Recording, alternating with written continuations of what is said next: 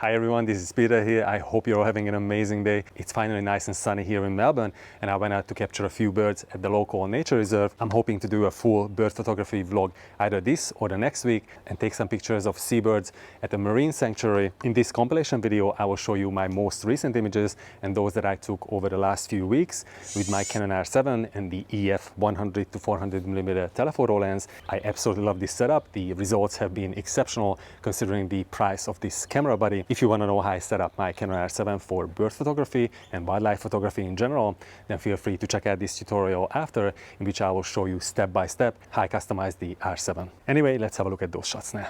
Let's start with shots of my favorite Aussie bird, the Australian magpie. This first batch of images show members of a magpie family that regularly visits us in the backyard, and we give them from time to time rolled oats, an insectivore rearing mix. They also love to just forage in the garden, especially when the lawn is freshly mowed, as that allows them easier access to insects that dwell underground. I really love these portraits. You can see so much intricate detail in their plumage, the eyes and the beak.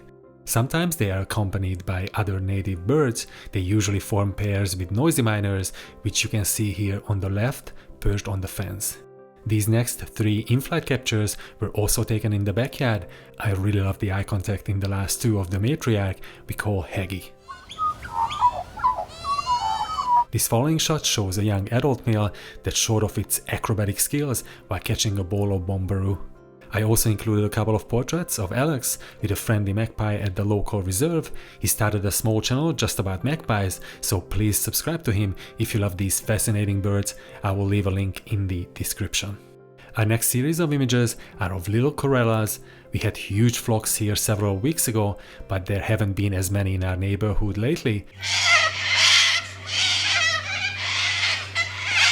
They can be extremely raucous and are also considered agricultural pests, as they can be detrimental to crops, especially when they appear in big numbers. Here you can see a couple that were perched on branches high up in the canopy, approximately 150 meters from where I was, and even though I had to crop these shots considerably, they are still usable.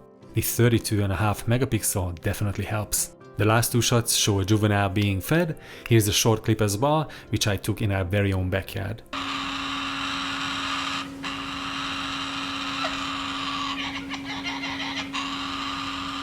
These next two images are of a couple of tawny frogmouths that were quite camouflaged in the foliage. How massive is that open mouth while it was yawning? Our next series of images is of a corvid species called Little Raven. I really love the beautiful blue ring with the white iris. Their eyes look spectacular. They're also extremely intelligent, have complex vocalizations, but tend to be much more timid than, for example, our Australian magpies. They can spend a fair bit of time on the ground foraging as well, and in these last three images that I captured, one started to scratch itself. A lot of birds can carry ticks that attach themselves to the skin around the eyes and the bill, and these areas are very hard for a bird to preen. This next in-flight shot is of an invasive species called the Indian myna. They are considered pests, and unfortunately our native bird species have been negatively impacted by their presence. Now I'm gonna show you images that I took this morning at the local wetlands. This first one is a little pied cormorant that was drying its wings in the sun. We rarely have them at the reserve, so I was quite surprised to see one. I really love these backlit shots, even though the background is fairly cluttered. A telephoto prime would have been able to produce better separation. I also walked around a bit and captured it from the other side as well. This next close-up shot is of a male Pacific black duck that was half asleep, just relaxing on the side of the pond. I also focused on just his plumage for this abstract frame. Those feathers look really cool. These last four images are of a dusky moorhen, a resident specimen at the local wetlands. I really love the vibrant color of its beak and the kinda indigo blue color of its plumage. The very last portrait was taken at a higher ISO, and I love the new denoise AI feature in Lightroom. This enhanced final shot looks absolutely amazing, crystal clear with no noise at all. Thank you so much for watching. I hope you enjoyed this little compilation. If you did and you are new to my channel, don't forget to subscribe. You might also want to have a look at these videos next. Thanks again and catch you very soon in the next one.